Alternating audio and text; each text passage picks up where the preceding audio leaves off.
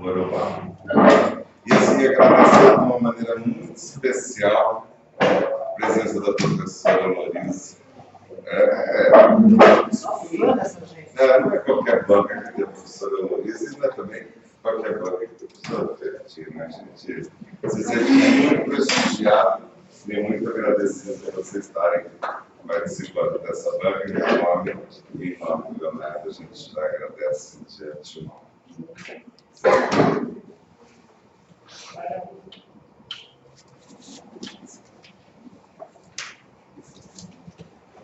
Bom, gente, obrigado por deixar a sala às 10h30, 11 horas. Obrigado. Difícil falar mesmo o nome do TCC.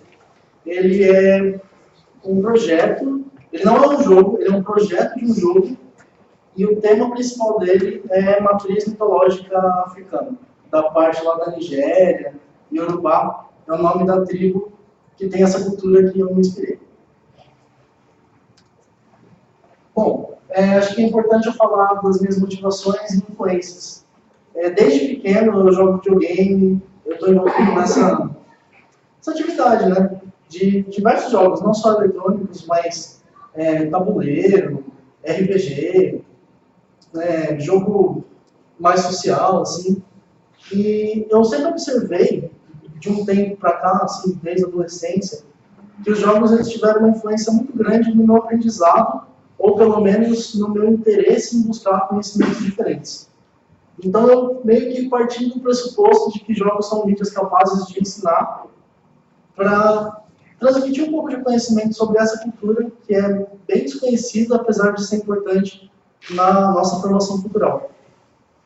Religiosidade popular e preconceito são temas que eu vivi de perto quando eu trabalhei no SESC, na primeira exposição que eu fui contratado.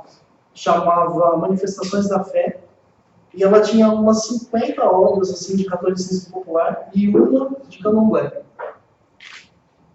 Várias vezes, durante a exposição, muitas turmas de visitantes tinham 5, 6 pessoas que se recusavam a entrar naquele espaço porque chamavam de outras doutrinas. E é engraçado a gente falar de doutrina religiosa num espaço de uma exposição de arte. E eu comecei a colocar isso no meu discurso dentro da exposição para tentar desconstruir esse preconceito, falando que influências culturais a gente tem em todos os aspectos da nossa vida, e muitos deles já foram religiões e hoje são referências, nomes legais que a gente às vezes nem sabe o que é. E fui tentando desconstruir o preconceito que a sociedade acho que cria na cabeça do visitante. Então isso foi uma influência grande para eu trabalhar com esse tema. Influências que eu peguei para o meu trabalho: a mitologia, a cultura iorubá, o artesanato, tanto iorubá quanto brasileiro, isso eu vou falar um pouquinho mais para frente, e animações stop motion, que é uma paixão minha, e eu falei assim, eu vou enfiar no meu TCC de algum jeito, não sei como, mas vai estar lá porque eu gosto e nada a ver com o trabalho, mas eu vou voltar. E foi. Pode passar. Aí então eu fiz uma pesquisa no começo, acho que alguns de vocês responderam até, sobre jogos e aprendizado e conteúdo que a gente consegue absorver e tal. Esse aqui é o principal resultado que eu obtive. Eu acredito até que eu deveria colocar ele como percepção das pessoas sobre o aprendizado em jogos. Porque eu fiquei impressionado com 15% só falando que aprendeu ou treinou raciocínio e coordenação motora, quando já é meio comprovado cientificamente que é a principal faculdade mental que a pessoa treina no controle de videogame, coordenação olho-mão. Então, eu não sei se eu posso dizer que esse é o verdadeiro aprendizado das pessoas, mas com certeza é a percepção que elas têm do aprendizado que o jogo traz, né? Então eu tenho 49% das respostas me disseram que inglês ou outros idiomas, mas principalmente inglês, porque é o idioma principal dos games lançados. 26% me disseram que aprenderam ou se interessaram por história, mitologia, cultura e arte. E é essa fatia aqui que me interessa e me deu base para trabalhar no meu tema. Porque, para mim, sempre foi muito evidente que eu aprendi muito sobre história, sobre arte, cultura, com jogos de videogame, principalmente esses que têm esse tipo de influência. E eu queria ter essa base para que eu pudesse trabalhar no meu com essa premissa. Falar um pouquinho do povo Yorubá. Esse aqui ó, é um mapa da África pré-colonial. Então, essas divisões que a gente vê que são bem orgânicas, são as divisões étnicas e linguísticas dos povos que habitavam lá antes da colonização europeia. Essas fronteiras se davam naturalmente, lógico que existia conflito de tribo e tal, mas cada grupo étnico desse tem um idioma próprio, um sistema de cultura, uma mitologia e é uma sociedade que funciona. E quando a gente vai lá e coloniza e força grupos rivais a conviverem no mesmo espaço, produz guerra entre eles, se dá principalmente no período da escravização no Brasil. E essa região está circulada, que é onde mora esse povo Yorubá, que é logo ao lado do reino de Daomé. Esses habitantes são os principais negros enviados ao Brasil para escravidão. Então, essa cultura, especificamente, ela é muito arraigada na nossa formação cultural brasileira, porque a escravidão está aí desde o começo da colonização e a gente tem influência disso até hoje. Esse aqui é o mapa atual da Nigéria, Benin, Camarões, e é aquela parte mais aproximada. E a mitologia Yorubá, efetivamente, ela trata sobre divindades que são chamadas de orixás. E esses orixás, eles são representações de conceitos naturais e sociais, mas diferente dos deuses gregos, que são considerados representações perfeitas e ideais desses conceitos, os orixás eles são muito mais próximos do ser humano, do comportamento humano. Então, a sociedade dos orixás se organizam bem parecido com a gente. Eles estão sempre em conflito, e não necessariamente por causa de uma oposição de bem e mal, mas por um conflito de interesses mesmo. Uma coisa legal da mitologia Yorubá é que não existe um mal primordial ou uma fonte de tudo que é ruim, diferente da mitologia nórdica, que tudo que foi tocado pela água envenenada, do gelo do gigante, se tornou mal, ou então o pandemônio da mitologia grega, que é um lugar efetivamente maligno. Na mitologia Yorubá, o mal existe, mas ele está dentro de cada um de nós, e essa batalha é constante, e todos mostram aspectos dessa luta nos seus conflitos pessoais.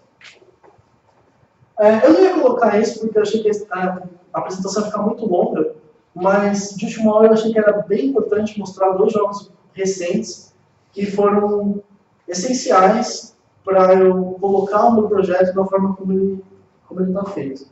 Never Alone, não sei se vocês jogaram já, é um jogo independente feito nos Estados Unidos, e ele trata sobre a mitologia do povo Inupiaq. É tipo esquimó, mas esquimó é um termo pejorativo, eu aprendi aqui. Esquimó significa aquele que come fogo, não de um jeito muito legal. E ele preza pela narrativa, ele tem a ausência quase total de oponentes, então você não tem que combater outras pessoas, você tem que se virar com o cenário e achar soluções para passar obstáculos, mas não prejudicando outras pessoas ou outros seres. Ele tem bastante quebra-cabeça, coisas que você tem que resolver com raciocínio e calma, tema mitológico, e as cutscenes dele são em estilo diferente dos gráficos do jogo, que é uma coisa que também vai estar no meu aí mais pra frente. O jogo ele é feito em 3D e as cutscenes são no estilo gravura, em barbatana de baleia, que é o que eles fazem lá. Pode passar. E esse, Agitando a Piratarquia, que é um jogo nacional, e ele fala sobre a mitologia tupi. Esse ele já tem inimigo, já é mais tradicional, você tem que pular em cima da cabeça do outro índio, uma loucura. Mas ele tem umas mecânicas interessantes que o bichinho lá tem um cajado e ele alterna entre posturas, e isso muda a forma como ele interage com o cenário e como ele explora lugares diferentes, inclusive superando desafios ou não. E as cutscenes dele, o jogo é em 3D, mas as cutscenes são em animação tradicional, desenhado em 3D. Então, quando eu estava fazendo o meu TCC, eu estava escrevendo várias ideias e eu não conseguia organizar elas de uma maneira que ficasse legal no relatório. Então, eu tinha um monte de coisa escrita, um monte de desenho, não, alguns desenhos, que eu não gosto de desenhar. Tinha várias ideias anotadas, um monte de caderno começado com referência, com anotação, e eu não conseguia organizar isso no sentido, em uma ordem que fizesse sentido para a banca e para outras pessoas lerem. Aí eu encontrei, um dia, foi iluminado aquele dia, eu encontrei esse termo, Game Design Document, que é um documento de design. É um documento de game design onde o game designer coloca todas as características que ele quer que o projeto siga. E esse documento vai servir como orientação para a criação do jogo. Seja os gráficos, ou o roteiro, ou o tipo de desafio que vai estar lá encontrado. Então eu selecionei alguns pontos que eu já tinha trabalhado bastante e coloquei no meu GDD. História, personagens, arte, mecânicas e level design. Animações eu coloquei exclusivamente para apresentação, depois entra no relatório final, porque foi uma coisa que eu fiz a mais depois que eu entreguei. Então, falar rapidinho da história, o ideal, sim, é que esteja bem claro no relatório e aqui eu posso só passar batido.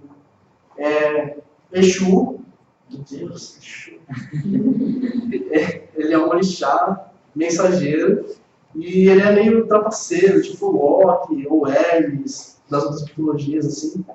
Ele tem a função de trickster, depois a gente fala disso. Então ele meio que vai fazer uma brincadeira com os outros orixás e ele some com todas as armas e itens que são importantes que representam aqueles conceitos. Então ele pega o machado de Xangô, a espada de Ogum, a coroa de Oxum e esconde. Só que nisso que ele vai esconder, ele perde, porque malandro nunca se dá bem, e esses itens se espalham pelos mundos diversos das divindades, e aí ele fala assim, não, tem que resolver, mas não sou eu que vou atrás. Então ele desce, chega para o personagem principal e fala, você tem uma missão dos deuses, te ajudar, e você vai ter que coletar os itens e tal. Ele passa uma conversa com o personagem principal e convence ele. Não é que convence, né? Ele chega e pede, mas quando um Deus pede para você alguma coisa, acho que você não pode muito negar. Ele que ordena educadamente que o cara vai. Ele tem o reitor que faz umas coisas.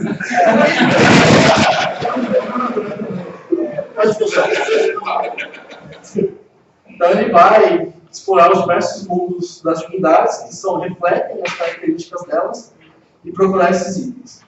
A minha principal influência estética, a partir de dado momento do desenvolvimento do trabalho, são essas peças de artesanato que são chamadas de abaionis. Aí tem duas versões da história dela, e eu optei por trabalhar com a vertente que diz que a origem é brasileira, mas eu acredito que elas estejam interligadas e uma seja derivada da outra. Diz a outra versão que esses bonecos eram feitos com pedaços do tecido da roupa das escravas nos navios negreiros, e elas amarravam os bonequinhos e davam para as crianças para que elas não chorassem e não sofressem represálias dos escravistas. E eu acredito que essa história tenha influenciado a criação desse tipo de artesanato pela Lena Martins. Está tudo no relatório bonitinho, depois quem quiser ver. E é uma bonequinha de tecidos diversos que não é feito com costura, nem cola, nem nada. É plano torcido e amarrado em diversos pontos que fazem a forma humana. E não tem rosto porque elas podem representar qualquer pessoa. Criança, adulto, homem, mulher, sem distinção. A caracterização se dá pela roupa e pelos acessórios. E foi o que eu pensei em fazer isso nos meus desenhos, dos personagens. Então eu escolhi trabalhar com esses personagens.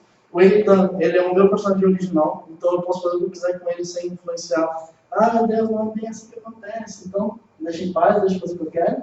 E os outros personagens são os orixás, e eu pego características dele da mitologia e coloco lá bonitinho, uso para definir o visual deles, o comportamento durante o jogo, e qual o item que o personagem vai ter que encontrar e o que esse item faz. Por favor. Então, Elitan, tem duas traduções para esse nome. Uma é Sábio Curioso e a outra é O Homem da História. E eu acho que qualquer uma das duas traduções servem perfeitamente para o meu objetivo, porque encaixa no roteiro. No começo, eu estava pensando em fazer um personagem com história elaborada, com conflito. Eu falei assim, meu, se ele já tiver muita história, o jogador não vai criar nada novo para ele. Então, ele é um homem normal, de uma aldeia X, dentro do povo Yorubá, e a única coisa diferente dele é o nome, que tem um significado mais carregado. Né? Por favor. Essa é a versão idosa dele, que vai ser a narração do jogo, vai ser ele velho, contando as histórias dele novo, enquanto ele fazia as aventuras pelo mundo. Ele carrega uma cabaça no cajado, que é uma referência direta a uma das cabaças que Exu carrega no cajado dele, e ele se veste de branco como uma referência a outro orixá que vai aparecer mais pra frente. Outra característica que eu coloquei é esse chapéuzinho branco que eu peguei dos babalorixás de Candomblé, e aí já não está nem na mitologia, está mesmo na religiosidade popular brasileira. Exu, acho que é o meu personagem preferido desses desenhos. E foi, assim, o último desenho que eu consegui fazer, mas ele foi o que eu fiz mais rápido. Ele é um mensageiro, irreverente, brincalhão, e ele tem o papel de trickster na mitologia. Então, ele é sempre aquele que vai trapacear, mas ele se dá mal. É como o Loki, o Hermes, outros deuses assim, o Saci, sabe? Outras entidades meio brincalhonas. Ao mesmo tempo que ele é trapaceiro, ele também é alvo da confiança das pessoas, porque ele é um mensageiro eficaz e é ele que carrega os pedidos dos homens para as divindades e traz as respostas. Ele também traz as histórias para o oráculo e esse tipo de coisa. E ele é guardião de todos os caminhos. Então, só através do Exu, o personagem principal poderia trilhar os diversos planos espirituais para ir atrás dos artefatos. Porque ele que comanda os caminhos, ele não tem um domínio específico, mas a estrada é o lugar dele. Aí tem o Ogum, que é um orixá guerreiro e ao mesmo tempo patrono dos avanços tecnológicos, do ferro, da forja, e ele que deu as ferramentas aos homens para que eles mudassem a natureza a nosso favor. E por causa disso, ele é uma das divindades mais adoradas entre o povo Yorubá. É importante falar que o povo Yorubá ele é politeísta, mas o tipo de politeísmo que é praticado é monolátrico. Então, eles cultuam uma divindade, mas eles reconhecem a existência das outras. Só que eles cultuam uma, e às vezes esse culto é motivo de brigas entre as tribos. Oxóssi é o orixá caçador e também amante da beleza, das artes, patrono dos artistas e dos estudantes. Ele seria sincretizado com Apolo, na mitologia grega. E ele vai ser um dos personagens que aparece com bastante frequência durante o jogo, sempre que o jogador encontra um lugar secreto, ou uma coisa que é depois de um desafio bem complicado. Pode passar. Xangô, que é o rei dos orixás, que também já foi um rei dos homens.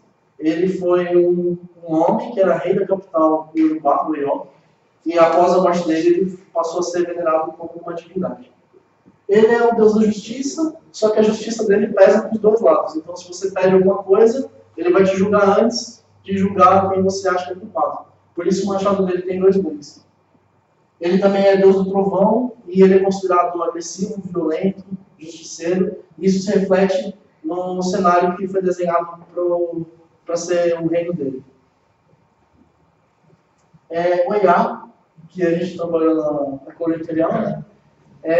A divindade dos ventos, da tempestade, e ela, uma curiosidade, é um dos poucos orixás que já serviu como influência para a criação de um personagem famoso nosso, que é a Tempestade dos X-Men. É a mesma personagem, mesma origem, rainha de um povo africano e tal, que controla o vento, a tempestade, ela, tá aí. E ela é imponente e agressiva como uma tempestade e sensual e ousada como uma brisa. Que encosta em lugares que, às vezes... Pode passar. Oxum é a rainha das águas doces, das águas rasas, das cachoeiras, das fontes, da sensualidade, do ouro, e ela pode ser sincretizada com Afrodite. No jogo, a coroa dela permite que ela controle o fluxo das águas, e quando ela perde essa coroa, meio que entra um caos na natureza e ele vai ter que resolver. E Oxalá, que é o orixá criador da humanidade, é o pacifista, e ele vai intermediar o conflito no final, quando todo mundo descobrir que a culpa é do Exu e quiser dar um solo nele, não é bem assim, Pode passar.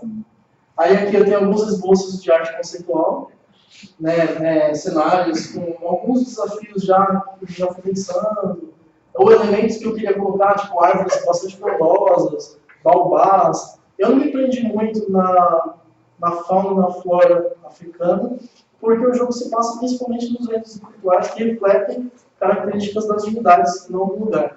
Então, eu tive essa liberdade. Alguns itens são bem africanos, mas não me preocupei muito com isso. Pode passar. Aqui, não sei se dá para ver direito, não me preocupo melhor. São alguns cenáriozinhos baseados em Xangô. Então, são cenários rochosos, com relâmpagos, com perigos, onde os testes de destreza do jogador vão ser muito mais importantes do que os quebra-cabeças. Então, reação rápida, pular com o timing certo. Aí é uma arte finalizada de uma fase conceito. Dá para perceber bem como eu acho que dá para perceber bem como seria o clima do cenário. Pode passar. E essa é baseada em Oxóssi e Oxum. Então já é uma floresta, com nascentes, cachoeiras. Já seria um lugar mais tranquilo, onde os desafios principais seriam lógicos. Até por causa de Oxóssi ser esperto, né? Então os desafios já seriam mais intelectuais ou mecânicos do que de velocidade de reação. Aí as mecânicas básicas. Andar, correr e pular, que se a gente reduzir, pode ser uma só, que é movimentar os dois eixos. Né?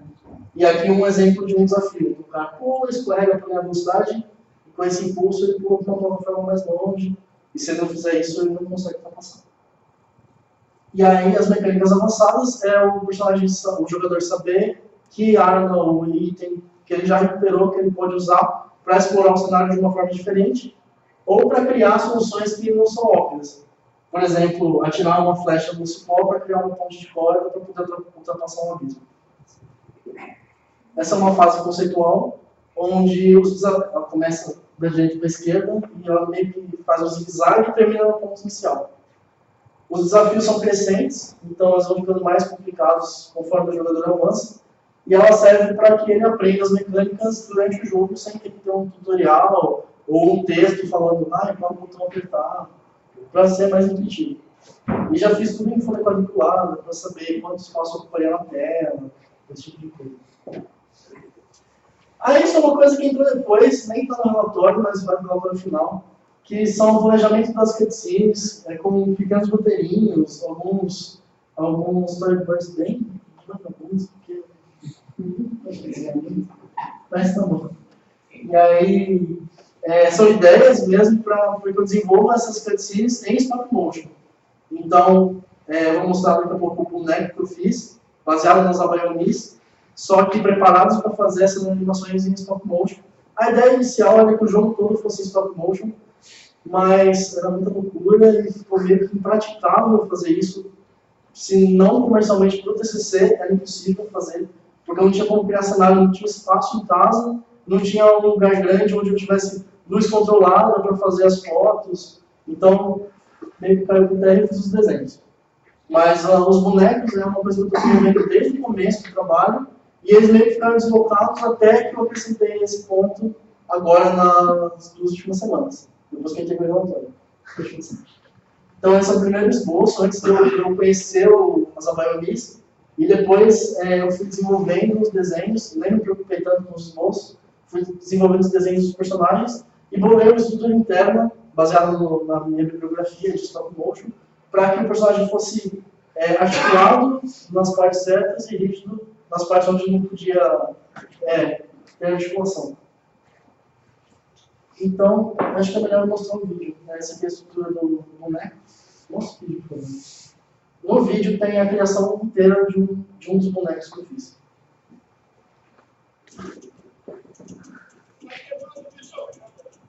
Isso.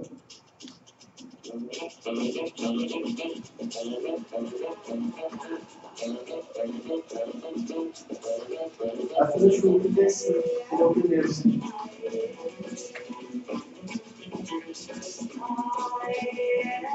projeto é muito legal de torcer o arame para fazer o registro e compor há muito tempo. Eu torci 3 metros de arame em 20 segundos. A estrutura eu me preocupei muito com deixar lisinha, porque não vai ser visível mesmo, eu só precisava da rigidez. Então eu usei do Lepox e fui deixando as mais rígidas na proporção do boneco da Barbie. Os tecidos que eu utilizei foram doação da China Brasil. Então todos os bonecos são tecido pequenininho, eles são processuais, gente.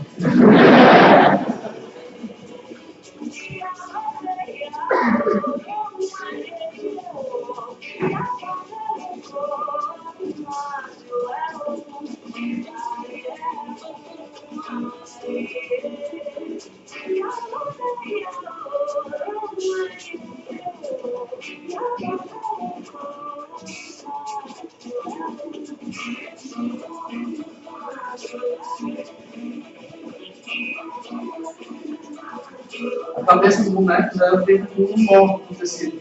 Não tem estrutura interna, ela só esse molde mesmo. E aí o cabelo, o pescoço, são as duas partes que sobram no molde e eu vou detalhando de forma diferente. Esse aí eu fui um toquezinho, né? Então eu tive que cortar boa parte do tecido que sobrou.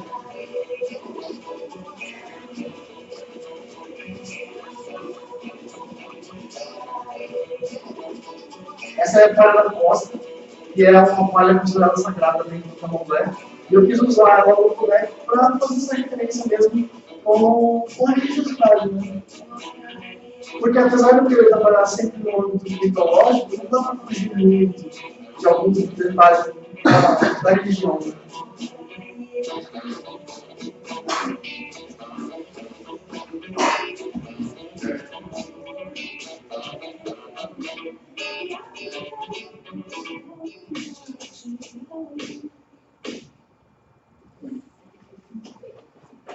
Então, esse aqui é o boneco que eu fiz no vídeo. Ele é tudo articulado e ele fica parado na posição que você coloca. Ideal para você fazer captura de movimentos. Aí pode. Essa aqui. Essa aqui é a primeira versão que eu fiz. Ele era bem mais comprido. A anatomia dele era mais forçada para o jeitão do boneco de tecido. Só que esse arame, ele quebrou muito rápido. Inclusive, se eu mexer aqui, ele vai quebrar agora. E ele tem uma articulação legal, eu gostei porque ele ficou um pouco mais leve que esse, mas esse arame é muito frágil. Não, vai mexer, não quebrou.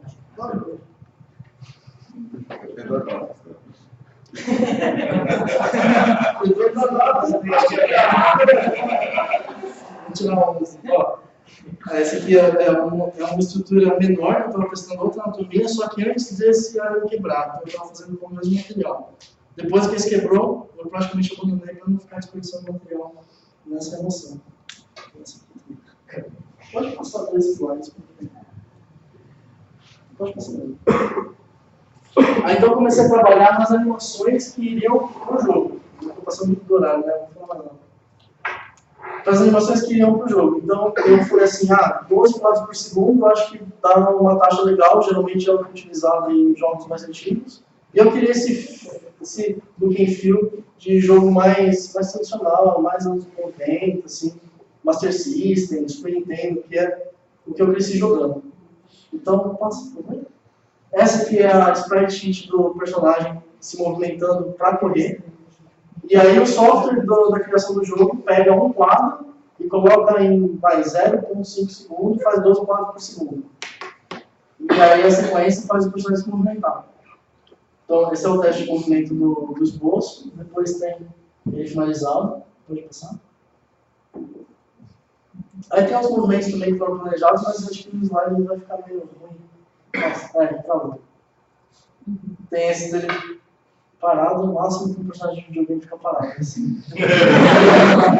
Sabe, eles não ficam parados, eles têm DBA. Esse aí era quando ele estava pulando e não pulou, né? E aí a animação stop motion, que é a coisa nova também que eu fiz agora essas 2 semanas. Coisa nova não no mundo, né? Não é outra nova. Eu escolhi fazer 18 quadros por segundo. E aí toda a parte de animação do stop motion seria feita na mesma taxa de quadros, para não sincronizar nenhum movimento nem nada. Eu descobri que eu precisava de um rigging arm e de um chroma key. E o Rigging Army, ele estava saindo por mais ou menos $200. Aí eu falei assim, não dá, vou fazer alguma coisa rapidinho na oficina, corri aqui, um pedaço de MDF, sem projeto nem nada, cortei, deu certo, funcionou. Eu fiz um piso e um fundo que já iam servir de chroma key, e o chroma key aqui não precisa nem ser verde nem azul, porque o boneco não tem nada branco, nenhum deles. Então, na verdade, só preciso ter uma cor que não existe no objeto a ser fotografado, para poder me facilitar a seleção. Então, eu fiz esse fundo com vários furinhos em alturas diferentes, e eu prendi o boneco num arame e atravessei o arame pelo furo. Então, ele ficou na altura certa, para ficar de pé. Só que quando ele tirava os pezinhos da base, ele dá uma tombadinha. Aí eu prendi ele com um fio de nylon, que também nem aparece nas fotos. Então, praticamente, evitei pós-produção. E o arame que ficou na cintura dele, eu dei uma dobradinha na roupa dele por cima. E aí funcionou. Maravilha. Aqui eu fiz um esquema de iluminação de 3 pontos para dar volume na fotografia. Então, a luz difusa e a luz de teto estava bem distante o suficiente para ficar difusa. Tem essa luz dura na frente para dar esse detalhe. E um refletor branco atrás, em alôzinho, que serviu para uma luz difusa mais fraca nas costas do boneco para destacar ele de fundo e para mostrar que ele tem volume. Pode passar. Aí eu usei mais ou menos o guia, né, a folha de movimento do desenho 2D para transferir os movimentos, só que eu tive que criar alguns novos por causa dos quadros que não existiam. O Vitor me ajudando, porque a câmera dele não deixa no curso dos outros. Então ele tirou as fotos para não quero riscar. Pode passar? Então essa aqui, eu fiz essas fotos sem a iluminação de 3 pontos para mostrar como ela fica chapada. Então você vê a perna, os braços, você praticamente não vê o tecido ou o volume, você não percebe que é cilindro. E aí você percebe na próxima imagem que com a iluminação fica muito melhor. Pode passar. Então esse é o meu boneco animado em stop motion com 18 quadros por segundo. Vou mostrar aqui no...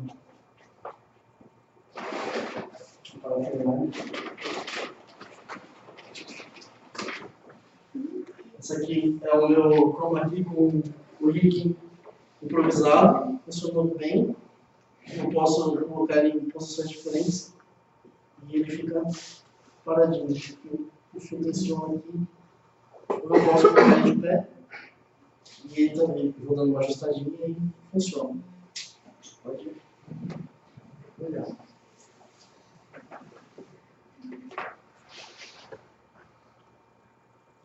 Senão a gente não sabe. Não, esse é o último slide, não pode passar o último. Tá. O futuro do projeto é buscar uma lei de incentivo à cultura ou ferramentas de financiamento coletivo, onde as pessoas que gostarem do seu projeto, você escreve bonitinho, tudo detalhado, quem gosta contribui com uma quantia, e de acordo com a quantia que essa pessoa contribui, ela recebe uma recompensa. E essa recompensa varia, desde só a licença do jogo, até o nome dos agradecimentos, ou então desenhos originais que eu faço para mandar para ela, pôster, até talvez o boneco que eu fiz para animação, eu dou o boneco para ela, para as contribuições maiores. Então, são formas interessantes de você captar verba para a criação de um jogo, e a minha ideia é levar isso para frente e tornar um projeto comercial, porque gostei muito de trabalhar nisso, mesmo no âmbito acadêmico, mas agora eu quero que ele se torne um produto. Então, eu faço design de produto. Muitas vezes você faz gráfico, mas não é produto também. Então, aí, hoje eu te criativo. Muito obrigado.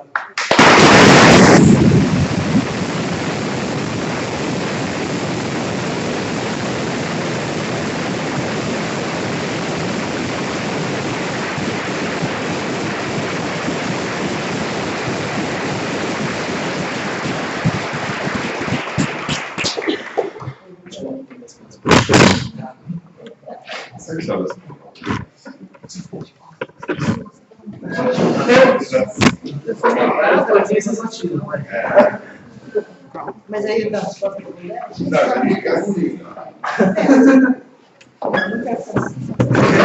Só assim. Você tá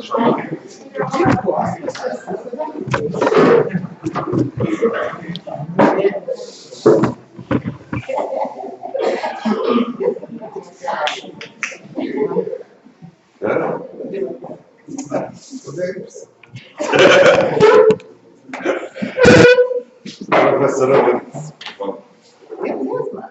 Visitante. Visitante. Mas- Sempre me tratam assim, como se eu fosse um extraterrestre. Boa noite, gente. Léo, querido amigo. Tudo em cima, né? Muito bacana. Sabe, Léo, quando chega assim, um convite por e-mail, SMS, WhatsApp, recado que o amigo mandou, a gente pensa assim, por que será que essa pessoa me chamou para essa situação? Pensa só aqui para de nós. Por aqui. Acho que a delícia na mesa, isso, né? No bocado com ele, sabatina, né, meu filho? Relax. Tô tranquilo. Já apresentei. Agora, Que aí, Léo, quando eu digo assim, a gente fica sempre na expectativa de entender por que foi chamado, por que foi convidado, porque é claro que esse momento, apesar de final, ele também pode ser inicial, né? Para algumas outras coisas.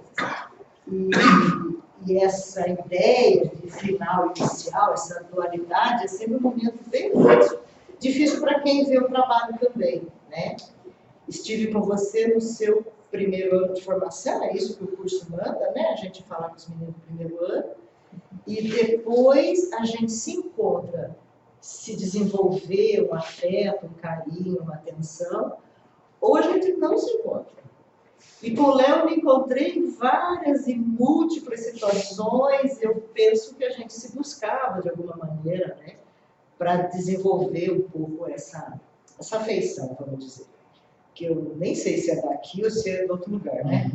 Mas é um carinho muito grande que tem por você, que tem por muitos dos meninos e meninas desse lugar, porque sempre olho para a universidade como um imenso laboratório, cheio de gente doida, né? Uns mais que outros, uns mais arredios, uns mais tristonhos, uns mais ousados, todos sempre pintados, né? Quando a gente olha para os cursos, é tudo isso, gente.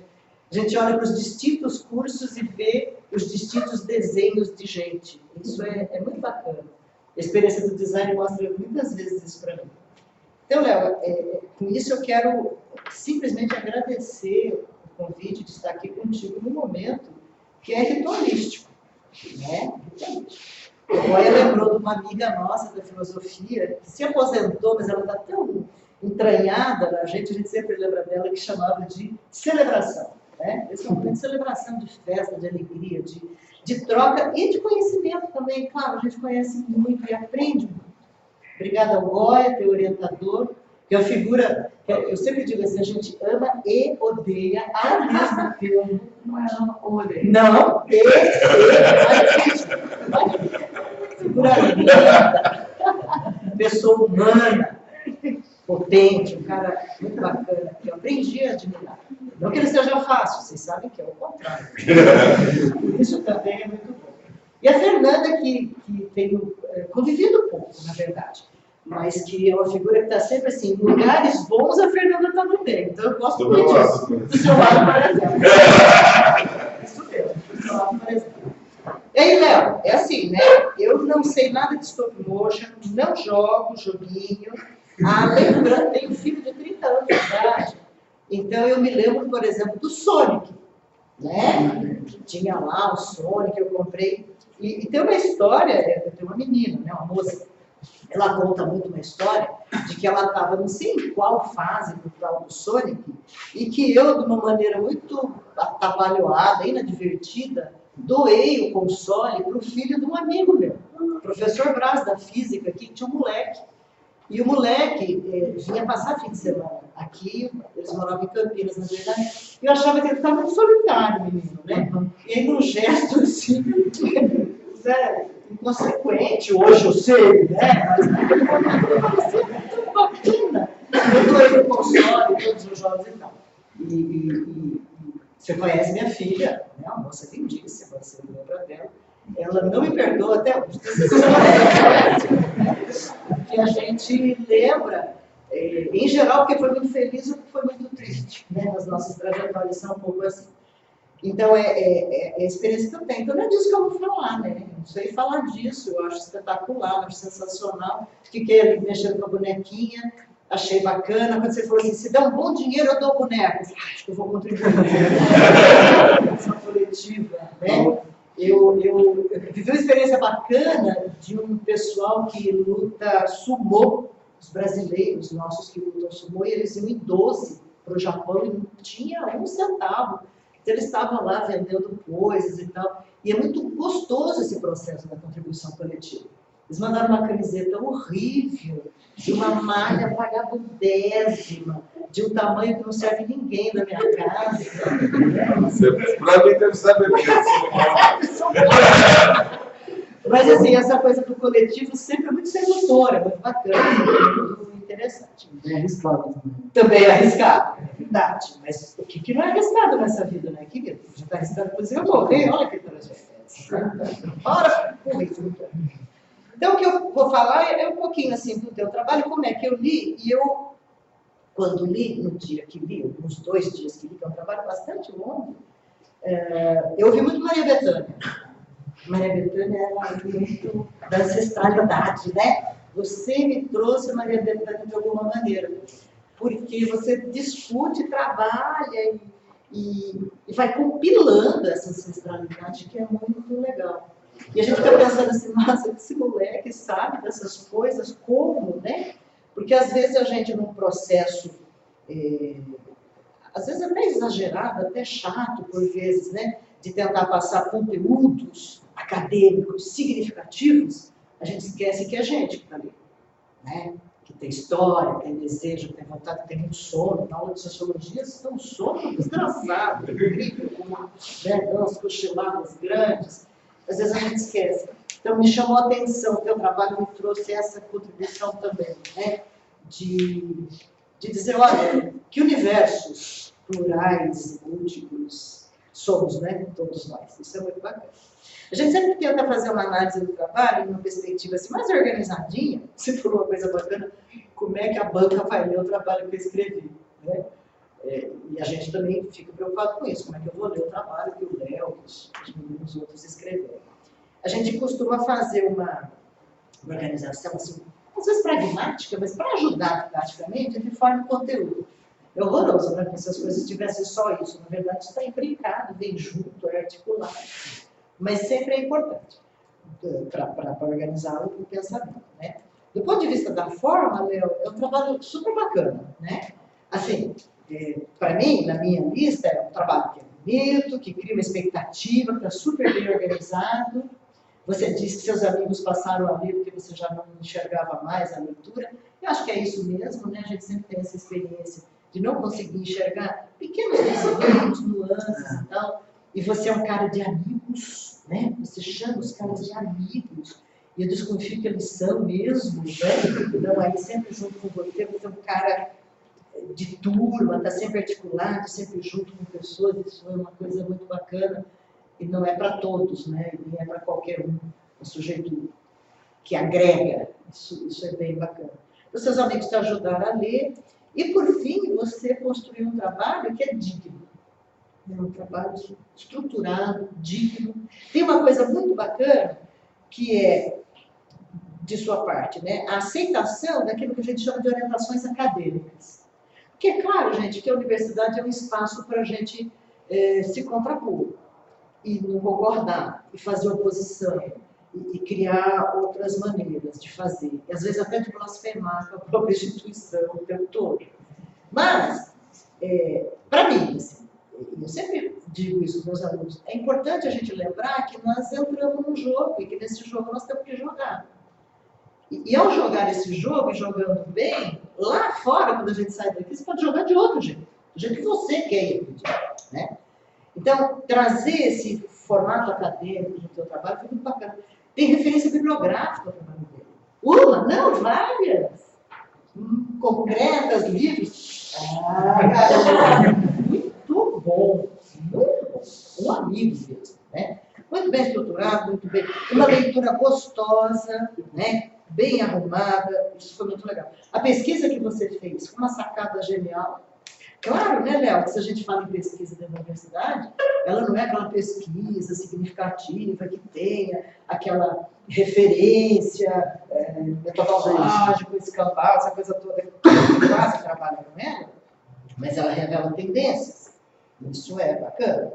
Então, do ponto de vista da forma, acho que está super legal, super bem estruturado, politicamente correto, porque é um DVD que está aqui, por isso que eu estou com o computador comigo, eu estou com o trabalho aberto aqui, não desperdiçou papel, não judiou da arte, não fez nada disso, né? Isso é legal, e não vai para uma prateleira tomar poeira, esse tipo de coisa, vai ter rinite, né? Atacada.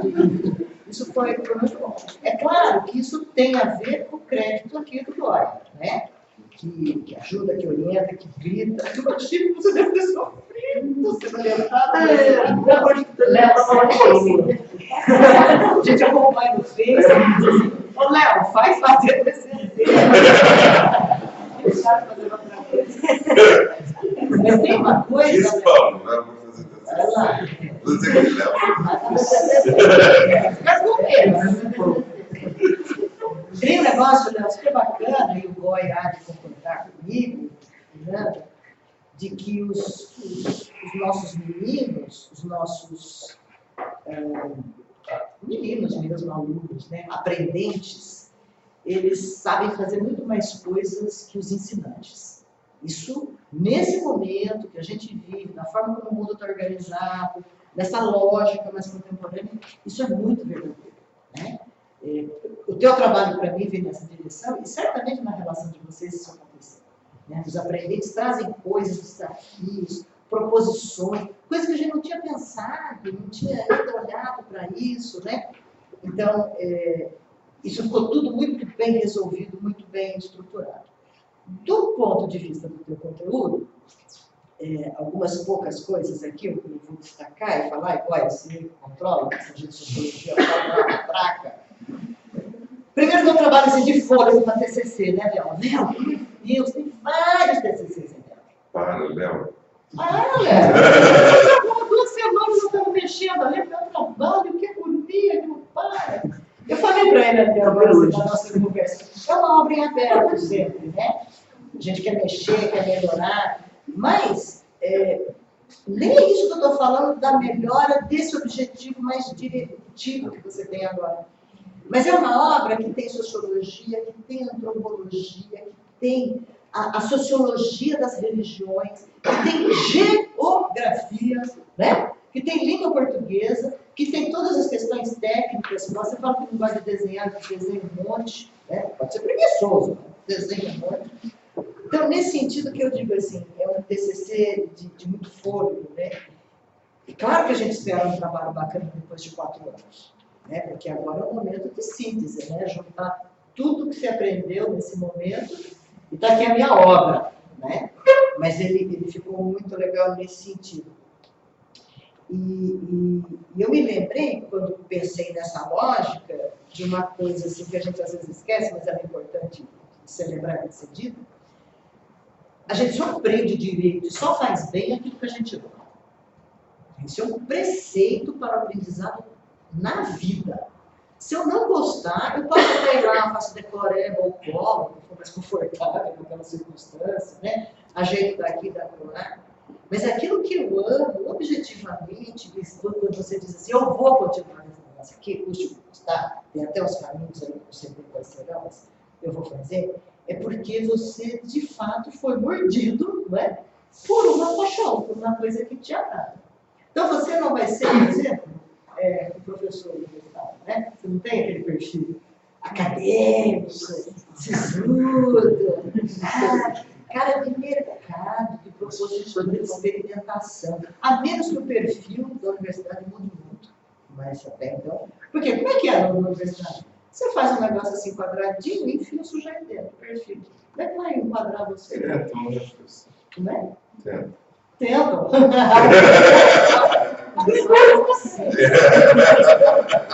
A gente fala da caixinha, pessoal. Aqui, eu estou falando de... Falando da universidade como um todo. Eu comentei com o Goi esses dias. Todas as pessoas fecham as portas agora. A universidade se em si mesmou, se individualizou de tal maneira, e a gente passou a ter tanta paura de gente e tanta dedicação a produtivismos, que viramos uma outra coisa. A universidade é uma outra coisa. Isso não serve nesse momento. Nesse sentido, não serve mesmo. Tenho certeza do que estou falando. Né? Por quê? Porque o sujeito criativo, diferente, tem amplitude de visão. Ficar fora da caixinha demanda o treino e o espaço para que isso possa acontecer. Né? Acho eu. Outra coisa, Léo, do teu trabalho, que é super bacana, é que você faz um detour afetivo para chegar no seu objetivo. Né? Você usa o termo apaixonado. Eu sempre fui apaixonado. O meu pai, um cara muito esperto, me deu um presente aos 10 anos de idade que desenvolveu em mim. Isso é fantástico. Teu pai é um grande cara, né? Tua família, né? Isso é espetacular. Então, assim, esse resultado do teu trabalho pressupõe ousadia, pressupõe perceber essa experiência vivida, pressupõe tudo isso. E quando eu digo ousadia, assim, você pegar toda essa tua experiência pessoal e transformar isso aí, né? Isso, sem sombra de dúvida, para mim, para minha leitura, quando eu penso em relações humanas, quando eu penso sociologia, quando eu penso em relações sociais, isso é mais importante. Isso é boa sociologia, nesse tipo, sabe? Não só os textos, né, que a gente leva para a sala, para conversar e tal, aqueles autores do século XVIII, também é isso, né? Mas não só. Quando você faz isso, constrói uma etnografia da tua própria vida, né? Os passos que fiz, o que gostei, não sei o quê. E a etnografia é bem esse o processo, né, gente? De pegar uma história e olhar para um lugar que é estranho, que é exótico, que é esquecido, que é esquisito, que é deixado no canto pelos deuses, né? Isso é que é fazer. E aí eu acho que você fez isso, né? Olha para uma sociedade que é mágica, você vê a ancestralidade, você recupera esse sentido, olha um pouco para o significado disso e traz o significado inteiro para cá, né? Pensando em fazer jogo. Aí eu achei que ficou sensacional. Por quê? Até fui visitar um autor que eu gosto muito. Ele diz uma coisa assim: a sociologia, historicamente, é a ciência das coisas que acontecem. Você quer fazer sociologia. Aí você faz jogo. E jogo hoje, Léo, é a coisa assim, mais contemporânea para se pensar a educação. Meu, você tem 20 anos, sabe disso? Eu dou aula para professores da rede pública, que têm 40, 50 anos, elas não entenderam isso. Elas não entenderam que as crianças são devotadas a essa lógica da ação, da procura, da disputa, do coletivo, da somatória, da solidariedade, desses elementos todos que formam esse movimento. As professoras da rede têm uma dificuldade, quando eu digo rede, porque é uma experiência mais concreta, mas os professores do básico do ensino médio, quando eles tiverem esse insight, tiverem essa sacação de que se usar essa estratégia, a minha aula e aqueles conteúdos, às vezes muito chatos, morosos, dificultados, esquisitos e tal, eles vão ficar muito mais interessantes, né?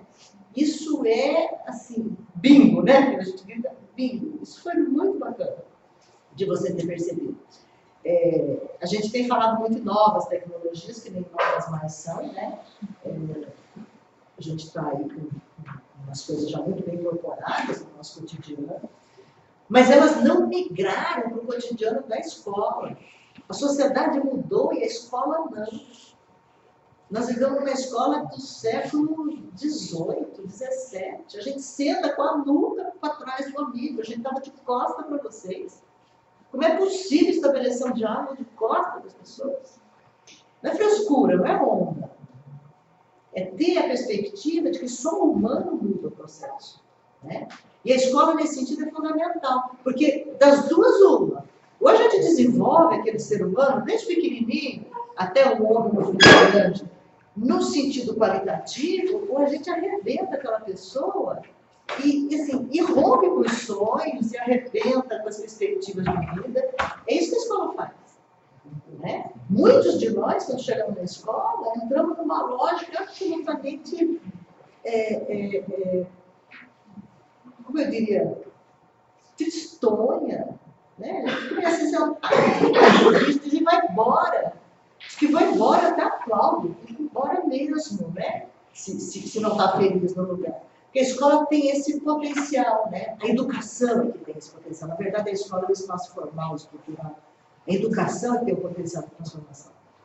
Agora, para isso, eu preciso ter estratégias, né? Eu preciso ter algumas coisas que possibilitem esse movimento. Tecnologia é espetacular para isso. Melhore muito a nossa vida, a qualidade de vida, a possibilidade de aprofundamento, de construção de insights, né? E o jogo é para isso. Então, não pode parar mesmo, né? E ainda mais se você põe matemática, que é sedutora, interessantíssima, gloriosa nesse sentido, né? Ainda que a gente tenha um conjunto de professores, atores profissionais da educação muito refratários a isso, me pus a fazer umas contas por esses dias, né? Quem tem 20 anos, como vocês, é a próxima geração de professores que nós vamos ter. Oh, maravilha, agora vai, né? Espero, se não cederem essas lógicas formais de estrutura que a gente tem por aí, né? Então, acho que tem uma coisa super bacana, e já finalizando, Léo, que você faz, que é devolver para a sociedade que pagou a tua escola uma proposta legal, né? A gente vem para cá com um compromisso social, não estamos aqui de graça. Pô, que legal, estudei de graça não, né, gente? Não podemos esquecer disso. Tem um compromisso. Pena que a nossa sociedade ainda é ignorante nesse processo, não cobra de nós a altura que nós temos que devolver qualitativamente a ela. Mas tem muita gente que devolve muito bem. Acho que você faz isso. Por isso que eu falei que o seu trabalho está muito inteiro, né? Porque ele honra essa sociedade que possibilita a existência disso. E claro, né, que muita coisa você trouxe, mas claro que muita coisa você adquiriu aqui dentro. E acho que está muito legal. Por fim, Léo, hoje eu escrevi para aquela menina, que comecei até falando dela, escrevi uma coisa para ela, hoje eu trouxe para você de novo, porque eu acho que é isso. E se eu disse para ela que amo, vou dizer para você também, né? A vida é uma ciranda que tem muitos começos. Muitos começos. Nenhum fim.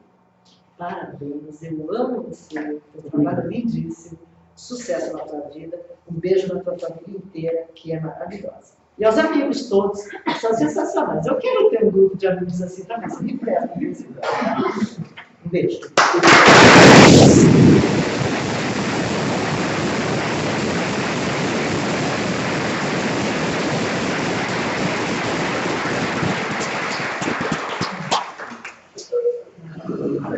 Hoje que eu falei, eu fui ontem, eu falei assim, nossa, Léo, a Loriza te adora.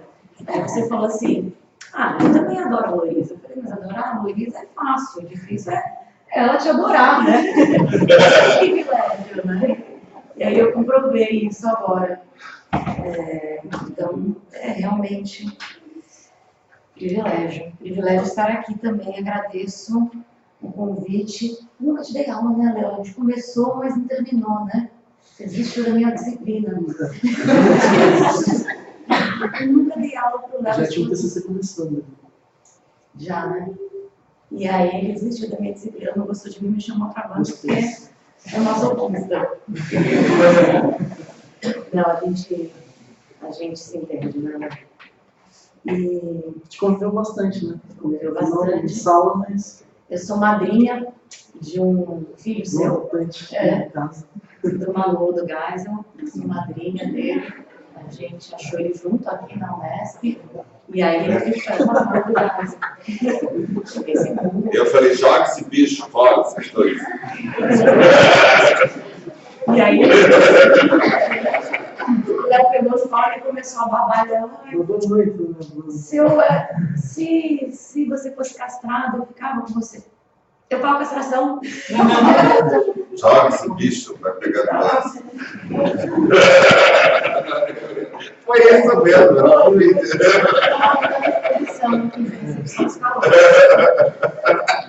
E o Léo super engajado em tudo aqui pelos outros também, né? E eu sei disso, que é uma característica sua, esse engajamento pelos outros. Então, muito legal, muito admiro por isso. Sobre o seu trabalho, Léo, é até curioso, eu não tenho religião nenhuma, tenho respeito pela fé dos outros e muita curiosidade sobre religiões. Então, eu tenho esse livro, Mitologia dos Orixás, e eu acho que, assim, eu comprei porque a gente compra livros de mitologia grega, romana, nórdica, por que não vai comprar uma mitologia dos orixás?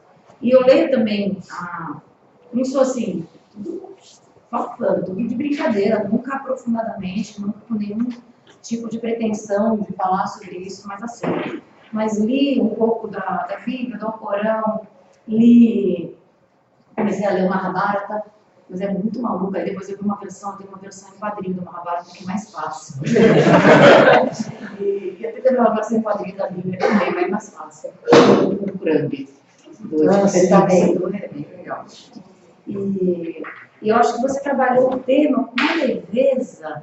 Você podia ter sido assim, até na sua introdução, sobre por que escolher o tema e tal, você podia ter até sido mais pesado, você falou assim, gente, é preconceito, não sei o quê, e as pessoas, não, você trabalhou com uma leveza, você falou, olha, tenho experiência no SESC e tal, então é a religião do meu pai, vou trabalhar com isso, e aí durante o seu trabalho, nenhuma vez você entra em embate, nenhuma vez você fica tentando confrontar e tentando, eu falei, gente, que coisa bonita isso, porque às vezes dá mesmo um pouco de...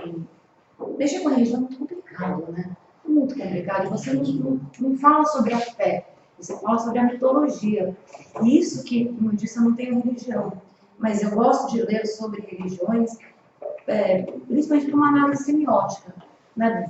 Quando você tem uma festa religiosa, seja uma missa, né? Seja uma festa de um santo e tal, sempre tem música, tem comida, tem imagem, e aí eu gosto de ver como que isso se dá em várias culturas, de que forma as imagens são colocadas, de que forma a comida é feita.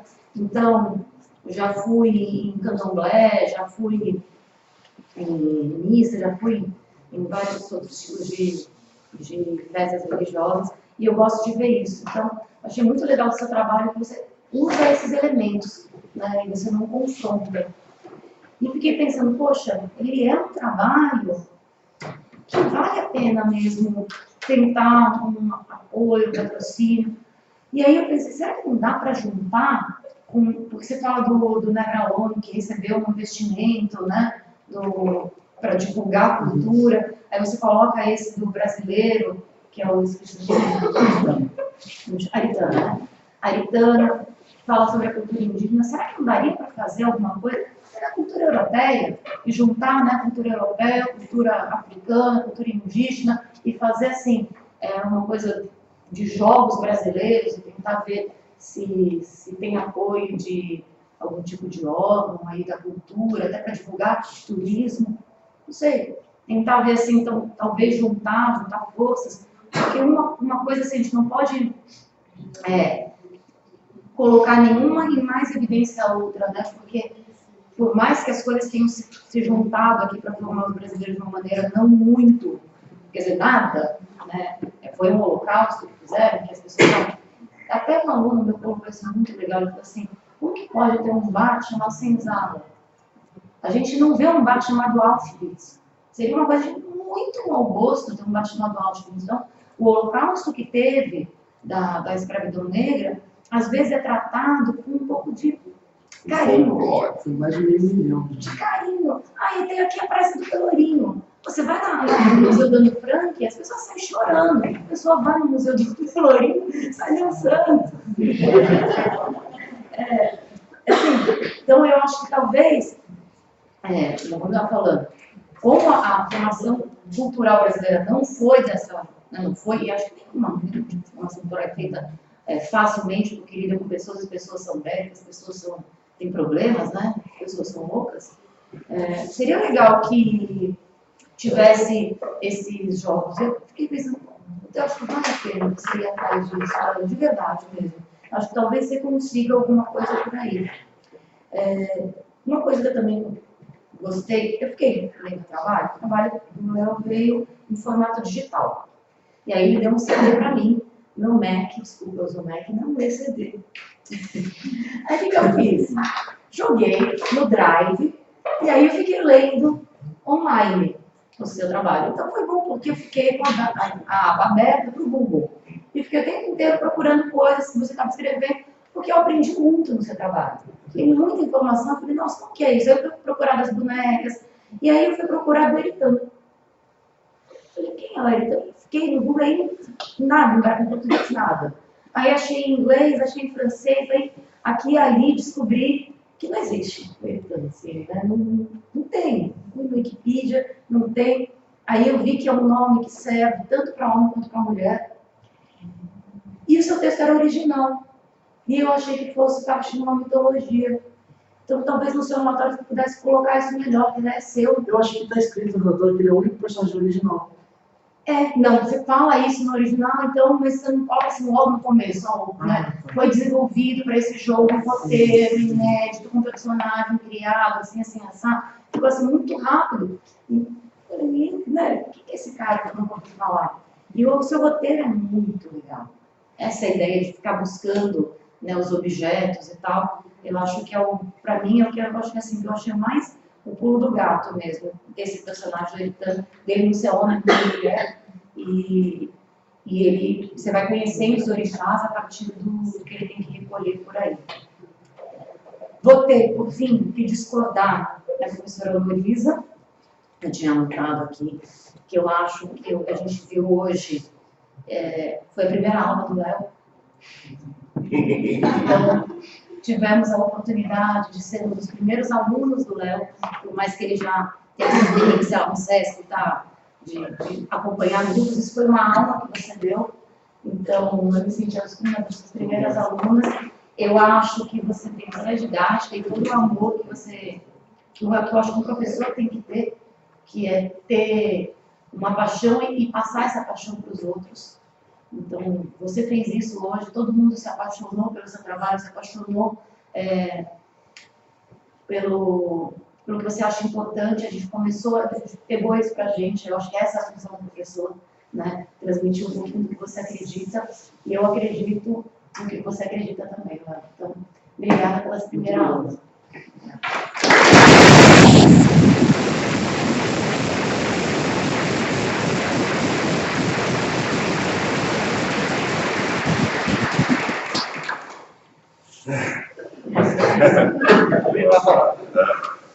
Bem, Léo,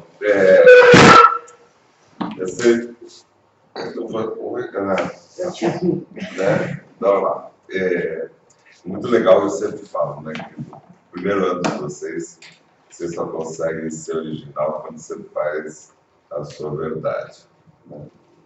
E é muito legal quando a gente vê um trabalho que é a verdade da pessoa. A gente viu hoje alguns trabalhos muito bons, mas crescem de verdade, né? E você vê a tripa da pessoa enfiada, né? Assim, é muito legal, né? E esse trabalho, a gente... a brincadeira do site do Facebook da TCC começou com o Isaac e a gente achou muito apropriado adaptar para o Léo, né? Porque esse trabalho foi e voltou, né? Já fiz gravuras, uma coleção de gravuras, já era uma coisa muito chata, feita no CADEP, graças a Deus não deu certo, né? Daí então começa, né? A ser tipo... Você já falou de coisa. Já foi, né? Mas assim, eu acho assim, e de repente acho que precisou ser esse monte de coisa para você amadurecer uma série de coisas, né? Do teu próprio estágio no Senai, a gente fala, lá está estagiando, de repente se não fosse o estágio, não teria aparecido a Yalomi, né? A Bayomi. E depois, quando ele chegou com a Bayomi, eu falei, eu não tinha falado isso para ele, né? Eu tinha acabado de... Você viu lá no Espírito Santo, né? Uma exposição de Bayomis incríveis e... né? Ele chegou e falei, nossa, é isso mesmo. E assim, né, Léo, a gente se deu bem, né, logo no começo. E é uma pessoa que tem um carinho muito grande, né? O Léo, acho que como quase todos vocês, né, a gente tem um carinho muito grande pelo Léo. E o Léo, né, ele é um puta de um amigo, né? E uma pessoa que está sempre dedicada às pessoas. Né? Isso é muito legal, né? O jeito que ele gerenciava lá a casa dele, assim, sempre um carinho muito grande, convidando a gente para estar lá. Isso. E acho que acho que talvez até essa hora eu deva concordar com a professora Ferdi. Acho que para você ser professor, você tem que ser generoso. Né? É a única. Vai sofrer. Vai sofrer. Mas... Até meia-noite na sexta-feira. Desculpa. Mas não, isso é de menos, né? Eu digo que isso é um prazer. As outras coisas que são terríveis. E daí, assim, pra gente, uma coisa, eu conheci a tua família, né? Eu voltei falando pro pessoal, gente, a família de Margarina. Dá vontade de bater. Tá ok, pode parar de fingir, né? A casa da avó do Léo tem anãozinho no jardim, é uma coisa assim, absurda, né? E realmente, acho que parabéns, pais. Né? Vocês têm um menino que é um tesouro, né? Vocês... E a gente tem que agradecer a vocês por ter mandado esse tesouro para estar aqui com a gente. Né? Léo, é isso, a gente ama você. Né? E o teu trabalho é perfeito, sabe? Lógico que, sabe, tem muita coisa, mas até onde está, né? É irretocável, né? Tem certeza agora que tem? Tem. Para de me chamar. Né? Foi, eu sei. Graças a Deus está defendendo hoje, né? Porque se tivesse mais uma semana, tinha mais 2 bonecos. Né? Mas acho que vai ser inevitável ter esses 12 bonecos, né? E todo esse trabalho. Vamos começar a publicar isso, já que você quer, né, seguir, pelo menos fazer o mestrado, depois você pensa direito. Pode ter do mestrado. Aqui não.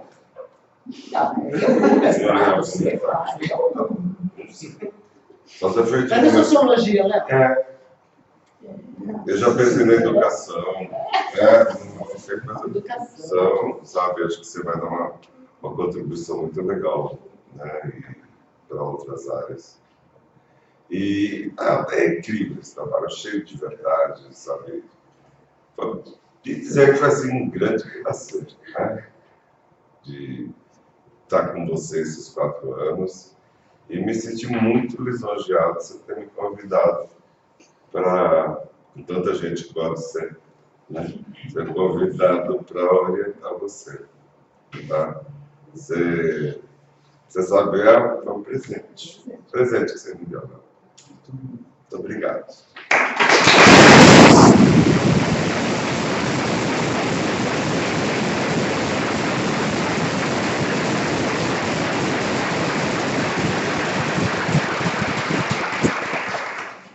Ele disse que a gente também é um. E eu odeio a minha mulher.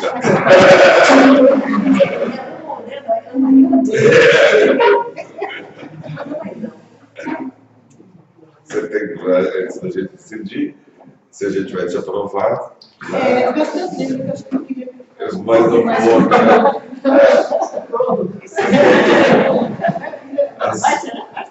Vai, fica um pouquinho mais pra gente aqui. A gente reprova, fica mais diferença. Opa, você pode continuar estagiando. Léo, suas palavras. Nossa, esse trabalho foi tanta coisa ao mesmo tempo. E foi difícil achar a forma dele. Eu acho que eu fui esculpindo ele ao mesmo tempo que eu procurava dentro de mim o que eu queria fazer. Acho que eu me expus muito no relatório, não queria ter me exposto tanto, mas acho que foi natural. A introdução é muito pessoal, O desenvolvimento do trabalho, acho que mostra muito do que eu acredito, do que eu penso, do que eu quero acreditar, do que eu gosto, do que eu amo realmente com o trabalho de paixão. Mitologia, jogo, sociedade, conhecimento, sempre foram coisas muito importantes. Assim, sempre coisas que eu fui buscar aprender mais. E quando eu estive aqui na faculdade de design, no começo eu falo assim, mas o que design aprende? O que eu vou sair fazendo? Cadeira, abajur. O que eu vou saber fazer quando eu terminar? E aí, uma das coisas que eu fui aprendendo com o tempo é que o designer ele aprende a aprender coisas diferentes. E usar isso para quê? Não sei. Isso eu estou descobrindo agora. Mas eu aprendi a aprender coisas diferentes com vocês, com outros professores que me são muito caros, com colegas, trocando conhecimento sempre, morando junto com os meninos lá. E, sei lá, várias discussões todos os dias, dentro da faculdade, fora da faculdade. Quando eu tive um professor que foi do Baiano pra gente conversar, foi assim, tem alguma coisa diferente nesse lugar, que o professor não está só falando, realmente, como você falou, de costas pra gente, e só transmitindo conteúdo, não trocando. E eu acho que eu aprendi muito mais disso, de trocas e relações humanas. E agradeço vocês por terem aceitado fazer parte desse aprendizado, agora da banca também. Goya foi um mega orientador. Estava presente sempre nos momentos que a gente precisava, com alguns minutos de atraso na resposta no Facebook. Mas estava lá.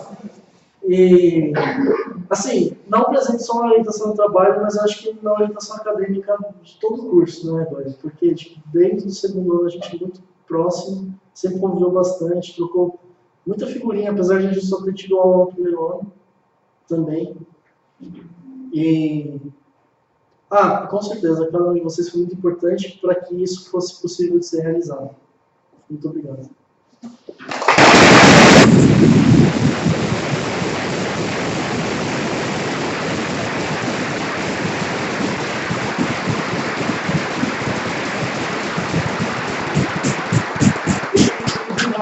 Aqui até não sei quais são, mas já passou meia-noite.